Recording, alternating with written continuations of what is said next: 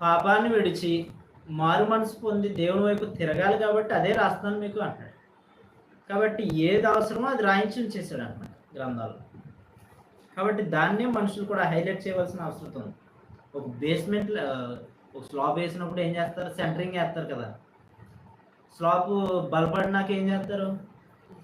Centering తీసేస్తారు. అలా centering లాంటిదే ఆశ్చర్యకారులు అద్భుత కార్యక్రమాలు అనేది. ఆ స్లాబ్ స్థిరపడిపోయింది, వాక్యం స్థిరపడిపోయింది, ఇంకా సెంటరింగ్ తీసేయచ్చు అనమాట. అదే చేశాడు ప్రభు అనేసి. పరిపూర్ణమైనది వచ్చినప్పుడు పరిపూర్ణమైనది కానీ తీసేశాడు. 1 కొరింథీయులకు రాసిన పత్రిక. కాబట్టి ఇంకా అయ్యేట్టుకుని మనుషులు ఎలాడినట్లయితే మారు మనసులకి ఎవరికి రాదు.